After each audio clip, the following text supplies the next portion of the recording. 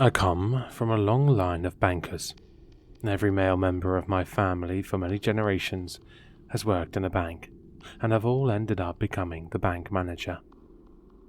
I was the black sheep of our family, and had intended to become a doctor, as I thought it was a more of a noble cause.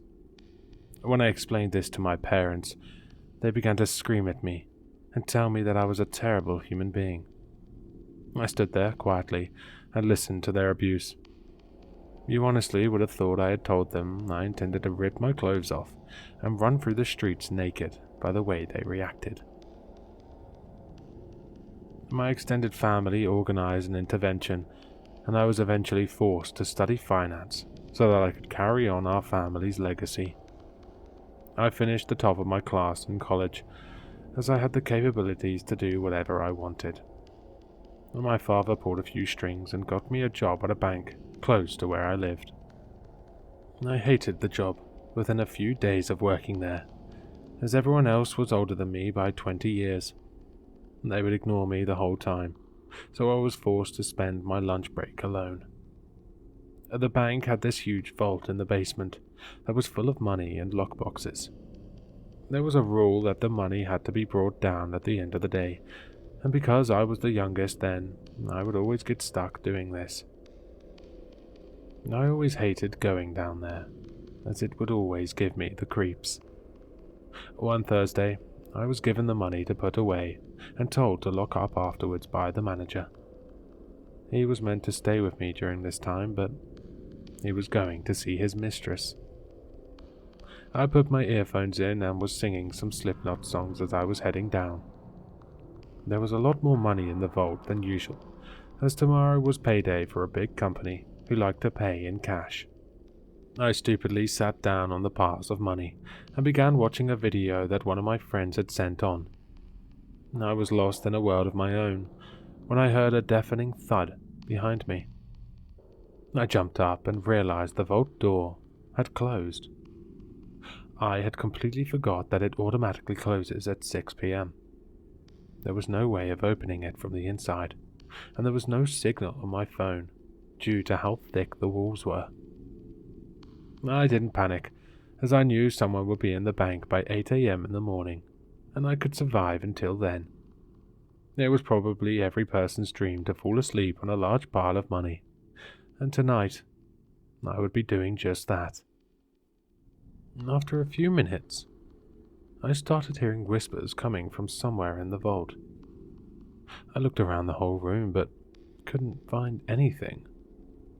I dismissed it as just my overactive imagination.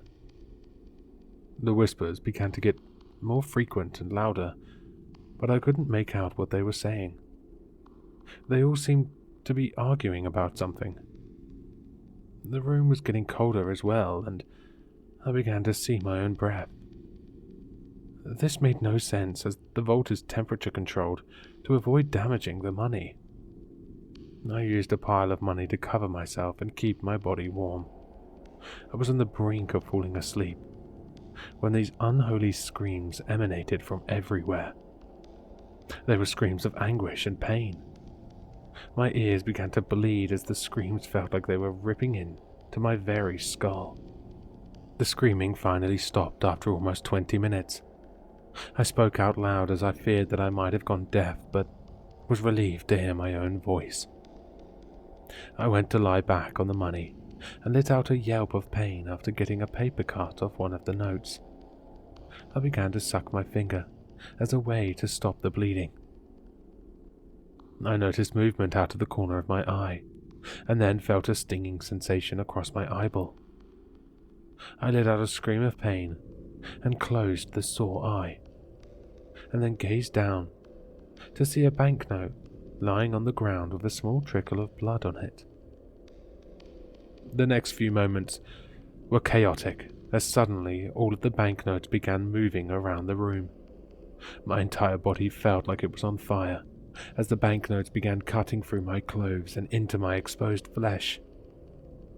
I had my eyelids tightly closed, and the banknotes were determined to rip through my eyelids to get at my eyes. I covered my face with my hands to try and protect them, and instantly regretted it, as paper cuts were now being concentrated between my fingers. I have no idea how long this onslaught continued, as my next vivid memory is waking up to discover the bank manager standing there with a shocked expression while another co-worker vomited when she saw me. The doctors who treated me were deathly silent, and I found out later that they had never seen anything like it. My entire body was covered with tens of thousands of small cuts. No one would ever believe me about what had happened, and I refused to this day to ever use cash again. I know that every banknote in that vault was checked, and all of them had traces of my blood. Money has caused a lot of death and misery over the centuries, and maybe it has absorbed some of this. Be careful with your money, as it may try and kill you.